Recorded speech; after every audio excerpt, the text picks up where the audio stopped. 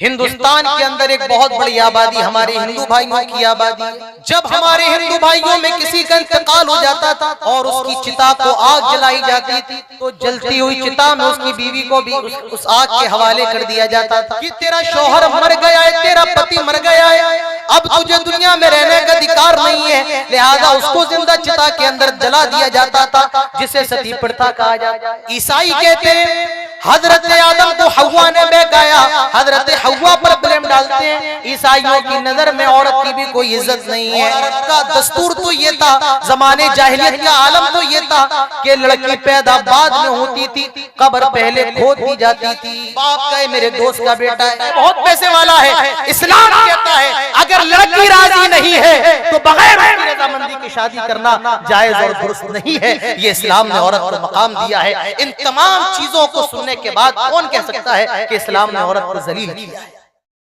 Stage पर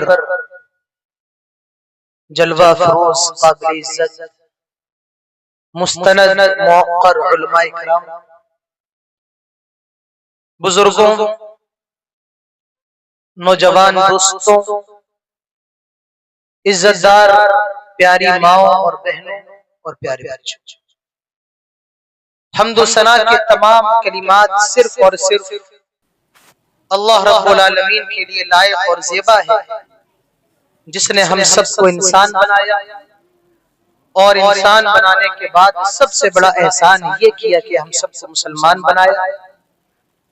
बादहू दरूद व सलाम हो तमाम पैगंबरों पर बिलउमूम और खुसूसन हम सबके आखिरी नबी, महबूब नबी, प्यारे नबी जनाब मोहम्मद रसूलुल्लाह सल्लल्लाहु अलैहि वसल्लम पर अल्लाहुम्मा सल्लि व सल्लिम व बारिक अलैहि।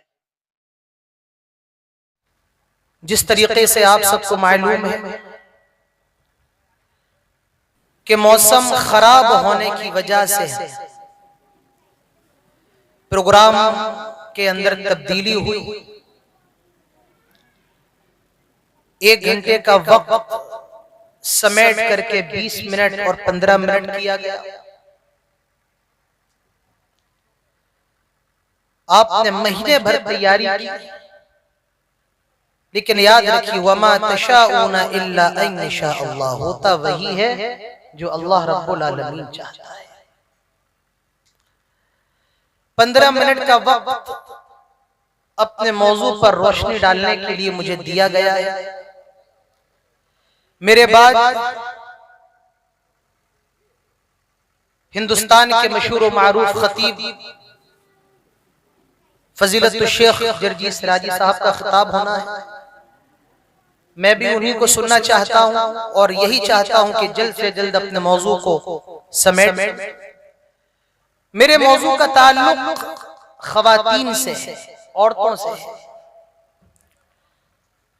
मगरिबी मीडिया के जरिए ये बात, ये प्रोपेगेंडा बहुत ज्यादा फैलाया जाता है कि इस्लाम ने औरत को कैद कर दिया और औरतों के लिए दुनिया के अंदर सबसे खराब धर्म, सबसे खराब मजहब इस्लाम है। जबकि अगर आप हकीकत पर नजर डालेंगे तो आपको ये मालूम चलेगा कि ये बात 100% झूठ पर मबनी है। जबकि इस्लाम ही वो मजहब है जिसने इतना अजीम मकाम औरत को दिया। दुनिया के किसी धर्म ने, किसी समाज ने, किसी सभ्यता ने, किसी तहजीब ने, किसी सकाफत ने वो मकाम नहीं दिया जो इस्लाम ने औरत को मकाम दिया है। हम हिंदुस्तान के रहने वाले हैं। हिंदुस्तान के अंदर एक बहुत बड़ी आबादी हमारे हिंदू भाइयों की आबादी है। जब हमारे हिंदू भाइयों में किसी का इंतकाल हो जाता था और उसकी चिता को आग जलाई जाती थी तो जलती हुई चिता में उसकी बीवी को भी उस आग के हवाले कर दिया जाता था कि तेरा शौहर मर गया है, तेरा पति मर गया है, अब तुझे दुनिया में रहने का अधिकार नहीं है, लिहाजा उसको जिंदा चिता के अंदर जला दिया जाता था, जिसे सती प्रथा कहा जाता है। ईसाई कहते हैं हजरत आदम को हव्वा ने बहकाया, हजरत हव्वा पर ब्लेम डालते हैं। ईसाइयों की नजर में औरत की भी कोई इज्जत नहीं है। और अरब का दस्तूर तो ये था, जमाने जाहिलियत का आलम तो ये था कि लड़की पैदा बाद में होती थी, कब्र पहले खोद दी जाती थी। अल्लाह ताला फरमाता है वइज़ा बुश्शिरा अहदुहुम बिल उन्सा वल्ला वजहु मुस्वद्दन व हुवा कज़ीम यतवारा मिनल कौमि मिन सूइ मा बुश्शिरा बिही अयुमसिकुहु अला हुनिन अम यदुस्सुहु फित तुराब अला साअ मा यहकुमून। जब ज़माने जाहिलियत में किसी को ये बताया जाता था कि तेरे घर में लड़की पैदा हुई है, और कुरान ने उसको बशारत से ताबीर किया है। जब किसी को ये खुशखबरी दी जाती थी तेरे घर में लड़की पैदा हुई, वल्ला वजहु मुस्वद्दा व हुवा कज़ीम, वो अपना चेहरा कौम से समाज से छिपाए फिरता था, मारे गुस्से में उसका चेहरा काला हो जाता था। यतवारा मिनल कौमि मिन सूइ मा बुश्शिरा बिही अयुमसिकुहु अला हुनिन अम यदुस्सुहु फित तुराब अला साअ मा यहकुमून। और वो सोचता था कि जिल्लत के साथ इस बच्ची की परवरिश कर लेते हैं या इसको जमीन में दरगोर कर देते हैं। अला साअ मा यहकुमून, वो कितना खराब फैसला करते थे। जमाने जाहिलियत में जिंदा लड़कियों को दफना दिया जाता था, लेकिन इस्लाम कहता है मन इब्तुलिया मिन हादिहिल बनाति बिशैइन फअहसन इलैहिन्ना कुन्ना सित्रम मिनन नार। जो बच्चियों के जरिए आजमाया जाए, यानी अल्लाह ताला जिसको बेटियों से नवाजे और वो अपनी बेटियों की अच्छी तरबियत कर ले, उसका ख्याल कर ले और उसकी अच्छी जगह शादी कर दे, सित्रम मिनन नार, ये बच्चियां जहन्नम से बचाने वाली बन जाएंगी। नबी अकरम सल्लल्लाहु अलैहि वसल्लम ने फरमाया मन आला जारियतैन हत्ता तबलुगा जा यौमल क़ियामा अना व हुवा कज़ा व असाबिहु। जिसके पास दो बेटियां हैं, दो बेटी वाले खुश हो जाएं। अल्लाह के नबी ने फरमाया जिसके पास दो बेटियां हैं और वो अपनी बेटियों की अच्छी परवरिश करता है, उसको दीनदार बनाता है और उसकी अच्छी जगह शादी कर देता है, ऐसा बाप और अल्लाह के नबी जन्नत में इतने ज्यादा, कयामत के दिन इतने ज्यादा नजदीक होंगे। आपने अपनी दोनों उंगलियों को मिला करके फरमाया जितनी करीब ये दोनों उंगलियां हैं। इस्लाम ने ये मकाम औरत को दिया। अगर वो बेटी है और कोई अपनी बेटियों की अच्छी परवरिश कर ले, अल्लाह के नबी सल्लल्लाहु अलैहि वसल्लम फरमाते हैं ऐसा बाप और अल्लाह के हबीब क़यामत के रोज इतने करीब होंगे। आपने अपनी दोनों उंगलियों को मिलाकर फरमाया। इस्लाम ने औरत को कितना अजीम मकाम दिया है। ये हदीस आपने बहुत सुनी होगी। अल्लाह के नबी फरमाते हैं अय्युम इम्रातिन नकहत बिगैरि इज़्निन वलियहा फनिकाहुहा बातिलुन फनिकाहुहा बातिलुन। जो औरत बगैर वली की इजाजत के शादी कर ले उसका निकाह बातिल है, बातिल है, बातिल है। कोई लड़की किसी लड़के के साथ भाग जाए, बाप राजी नहीं है और उसने शादी कर ली, ये निकाह बातिल है। मालूम ये चला कि हमारी शरीयत के अंदर कोर्ट मैरिज की भी कोई गुंजाइश नहीं है, तो अल्लाह के नबी ने फरमाया बगैर वली के कोई लड़की शादी कर ले उसका निकाह बातिल होगा। लेकिन मैं आज आपको एक नई हदीस सुनाने जा रहा हूँ। नई हदीस का मतलब हो सकता है कि ये हदीस आपके लिए नई। अल्लाह के नबी सल्लल्लाहु अलैहि वसल्लम फरमाते हैं वला तुनकाहुल मरअतु हत्ता वला तुनकाहुल बिक्रू हत्ता तस्ताज़न। कोई लड़की जो अनमैरिड है, बाकिरा है, उसकी शादी तब तक नहीं हो सकती है जब तक कि वो इजाजत ना दे दे। हमारी शरीयत कहती है जब तक कोई लड़की किसी लड़के के साथ निकाह करने पर राजी ना हो उसकी शादी करवाना जायज नहीं है। लड़का कितना ही ज्यादा पैसे वाला क्यों ना हो, लेकिन लड़की राजी नहीं है, उसकी शादी नहीं की जाएगी। बाप कहे मेरे दोस्त का बेटा है, उसकी सरकारी नौकरी, मेरे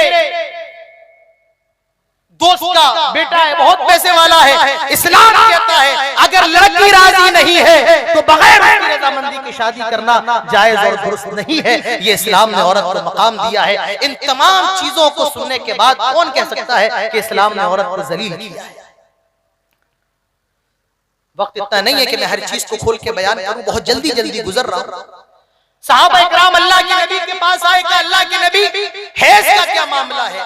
अल्लाह ताला ने अपनी बंदियों पर एक तकलीफ को डाला है और वो ये है कि हर महीने उनको ब्लड आता है, हैज का खून आता है।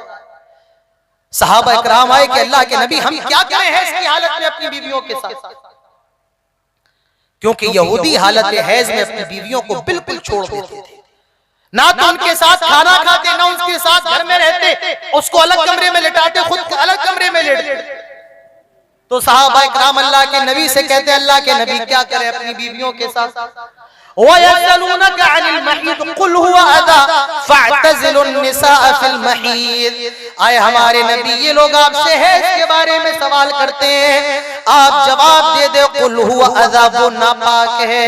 फअतज़िलुन निसाअ फिल महीद, हालत हैज में औरत के साथ हम बिस्तरी करना जायज नहीं है। यहूदियों ने बिल्कुल छोड़ दिया, हालत हैज में ना तो उनके हाथ का बना हुआ खाना खाते, ना उनके साथ सोते, कमरा भी अलग कर देते, बिल्कुल औरतों को किनारे डाल देते, साइड में डाल देते।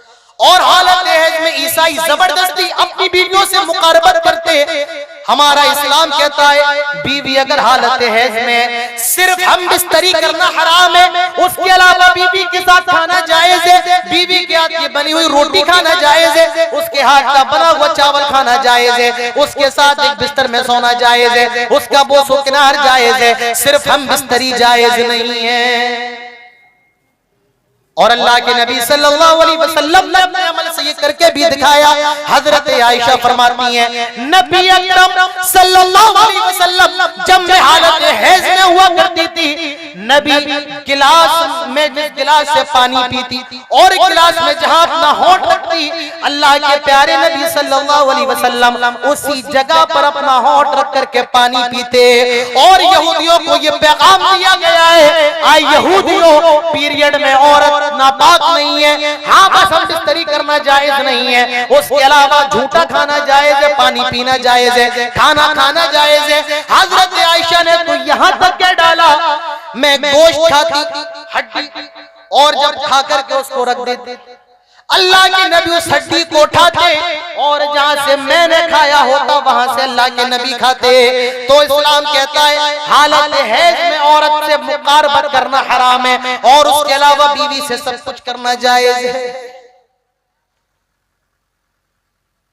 कहा जाता है कि मियां बीवी का साथ जन्म जन्म का साथ है। हमारे यहाँ भी ये कॉन्सेप्ट है, मियां बीवी का साथ जन्म जन्म का साथ। एक जन्म तो दुनिया का जन्म है और दूसरा जन्म वो मरने के बाद का जन्म, जन्नत का जन्म। हमारे यहाँ भी ये कॉन्सेप्ट है, लेकिन हमारा इस्लाम कहता है अगर बीवी मर जाए, उसका इंतकाल हो जाए, तब भी उसकी मोहब्बत दिल में होना चाहिए, उसकी हमदर्दी दिल में होना चाहिए। और ये हमारे नबी, हमारे दिलों की धड़कन जनाब मोहम्मद रसूलुल्लाह सल्लल्लाहु अलैहि वसल्लम ने करके बताया है। अल्लाह के नबी सल्लल्लाहु अलैहि वसल्लम दस्तरखान पर है, हजरत आयशा ने गोश्त दिया, नबी अकरम सल्लल्लाहु अलैहि वसल्लम ने नहीं खाया और फरमाया आयशा मुझे अपनी बीवी खदीजा की याद आ रही है, पहले इस गोश्त को मेरी बीवी खदीजा की सहेलियों में तकसीम करो, उसके बाद मैं खाऊंगा। नबी ने ये बताया तुम्हारी बीवी मर जाए तब भी उसके लिए दिल में मोहब्बत होना चाहिए, हमदर्दी होना चाहिए, प्यार होना चाहिए। मर्दों को जन्नत में जाने के लिए कितनी मेहनत करना, औरतें 4 काम करना। अल्लाह के नबी फरमाते हैं 4 काम कर ले औरतें, सल्लत खमसहा 5 टाइम की नमाज पढ़ ले, 5 वक्त की नमाज, फज्र ज़ोहर असर मगरिब इशा 5 टाइम की नमाज पढ़ ले। और ये मसला भी याद रखें, हालत हैज के अंदर नमाज माफ है लेकिन रोजा माफ नहीं है, रोजे को छोड़ देना है लेकिन बाद में पूरा करना है, लेकिन नमाज माफ है। अल्लाह के नबी फरमाते हैं जो औरत 5 टाइम की नमाज पढ़ ले, अलमरतु इदा सल्लत खमसहा, 5 टाइम की नमाज। बड़े अफसोस के साथ कहना पड़ेगा हमारे मर्द हजरात तो मस्जिदों में आकर के नमाज पढ़ते हैं, लेकिन हमारे घरों की खवातीन को इसकी भी तौफीक नहीं है कि वो अपने घरों के अंदर नमाज पढ़ ले। मर्द तो मस्जिद में आकर नमाज पढ़ लेता है लेकिन औरतें घर में रह करके भी नमाज नहीं पढ़ती हैं। अल्लाह के नबी फरमाते हैं जो औरत 5 टाइम की नमाज पढ़ ले, अजान होती है तो खवातीन अपने ऊपर चादर डाल लेती, दुपट्टा डाल लेती। दुपट्टा डालने से नमाज नहीं होती है, नमाज पढ़ने से होगी। अपने सरों पर चादर डाल लो, मोटे मोटे गद्दे डाल लो, तब भी नमाज नहीं होगी, नमाज पढ़ने से होगी। हर हाल में नमाज पढ़ना है। अलमरतु इदा सल्लत खमसहा, जो औरत 5 टाइम की नमाज पढ़, वसामत शहरहा, रमजान के रोजे रख, व अहसनत फरजहा, और अपनी इज्जत की हिफाजत कर ले, व अताअत बालाहा, और अपने शौहर की फरमा बरदारी कर ले, ऐसी औरत से रोज़े क़यामत कहा जाएगा तुझे जन्नत के जिस दरवाजे से दाखिल होना है हो जा, जन्नत के 8 दरवाजे ऐसी औरत के लिए खोल दिए जाएंगे। मर्दों को तो कितना ज्यादा जन्नत में जाने के लिए कोशिश करना है, लेकिन जो औरत इन कामों को कर ले 8 दरवाजे जन्नत के खोल दिए गए हैं। तो इस्लाम ने तो औरत को इतना अजीम मकाम दिया है, मगर हाँ एक चीज का इस्लाम ने औरत को पाबंद बनाया है, इंशाअल्लाह उसके बाद बात खत्म करता हूँ। और पाबंदी ये है कि औरतें अपने घरों के अंदर रहें। औरतें बाहर निकल सकती हैं, मार्केट जा सकती हैं, जायज है, लेकिन बेहतर ये है कि औरतें अपने घरों के अंदर रहें। वक़रना फी बुयूतिकुन, औरतें अपने घरों को पकड़े रहें, अपने घरों में रहें। और ये मसला याद रखो कि मस्जिद में औरत का नमाज पढ़ने के लिए जाना जायज है, लेकिन औरत का घर के अंदर नमाज पढ़ना ये ज्यादा अफजल है। अल्लाह के नबी फरमाते हैं कि अल्लाह की बंदियों को मस्जिद में जाने से ना रोको, तो मस्जिद में जाने की इजाजत है, लेकिन अफजल ये है कि औरत घर के अंदर नमाज पढ़े। अफजल ये है कि औरत घर के अंदर नमाज अदा करे। वक़रना फी बुयूतिकुन, औरतें अपने घरों के अंदर रहें। निकलने की तो इजाजत है, लेकिन उसके लिए भी कंडीशन लगा दी गई है। वला तबर्रजना तबर्रुजल जाहिलियतिल उला, ज़माने जाहिलियत की तरह बनाओ सिंगार करके ना निकले।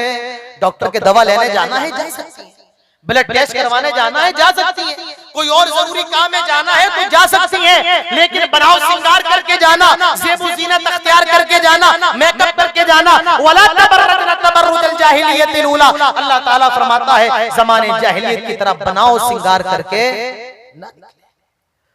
और याद रखो पर्दा करना ये फर्ज है, सुन्नत वगैरह नहीं है, ये फर्ज है। वो अलग मसला है, किसी ने कहा कि चेहरे का पर्दा है या नहीं है, किसी ने कहा हथेलियों का या नहीं है, लेकिन सही बात ये है कि चेहरे का भी पर्दा है और हथेलियों का।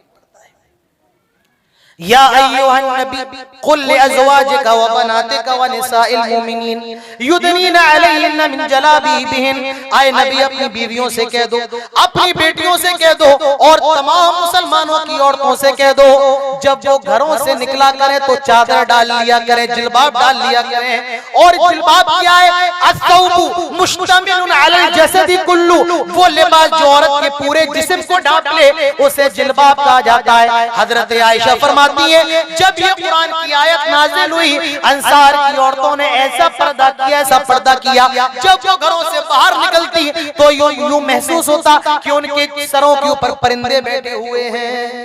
तो हुक्म दे दिया गया तमाम मुसलमानों की औरतों से कह दे जब घरों से बाहर निकला करे तो बापर्दा होकर के निकला करे।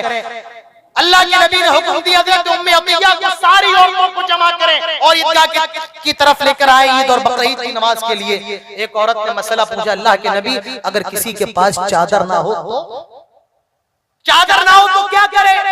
अल्लाह के नबी ने फरमाया चादर ना हो अपनी पड़ोसन से ले ले, अपनी सहेली से ले ले, लेकिन आए अगर पर्दा फर्ज नहीं होता तो हमारे नबी ये कह सकते थे कि जैसी हालत में है आ जाए, लेकिन नबी का ये कहना कि सहेली से मांग ले, पड़ोसन से चादर मांग ले, लेकिन बापर्दा होकर के आए, ये इस बात की दलील है कि पर्दा करना फर्ज है। और बातें कहने को बहुत है, लेकिन अब वक्त मुझे इजाजत नहीं देता है। आप जिनके इंतजार में बैठे मुझे भी उनको सुनना है। अल्लाह ताला से दुआ करें, अल्लाह ताला हम सबको तमाम बातें सुनने के साथ अमल करने की तौफीक नसीब फरमाए। अल्लाह ताला हमारी माओ बहनों की इज्जत व आबरू की हिफाजत फरमाए, हम सबको बाहया गैरतमंद बनाए, जब तक जिंदा रहे तौहीद पर, खातमा इस्लाम पर। और बहुत मुबारकबाद देना चाहता हूँ मैं हमारे बहुत अजीज बड़े भाई नईम अख्तर साहब को, जिन्होंने आज के प्रोग्राम का इनेकाद किया। अल्लाह ताला उनकी कोशिशों को, और जितने भी लोग हैं हमारे बहुत अजीज अमजद साहब और भी कमेटी के जितने भी अफराद हैं, हाफिज अब्दुल कादिर साहब, अल्लाह ताला सबको जन्नतुल फिरदौस नसीब फरमाए। जितने लोग हाजिर हैं सबकी अल्लाह ताला हाजिरी को कबूल फरमाए और जन्नतुल फिरदौस नसीब फरमाए। अल्लाह ताला से दुआ करें अल्लाह ताला इस प्रोग्राम को कामयाब बनाए। अल्लाह ताला से दुआ करें दुनिया आखिरत की खैर व भलाई हम सबको नसीब फरमाए। आमीन। अक़ूलु क़ौली हाज़ा व अस्तग़फ़िरुल्लाह ली व लकुम व लिसाइरिल मुस्लिमीन व मा तौफ़ीक़ी इल्ला बिल्लाह व मा अलैना इल्ला अल बलाग़ व आख़िरु दअवाना अनिल हम्दुलिल्लाहि रब्बिल आलमीन। अस्सलामु अलैकुम व रहमतुल्लाहि।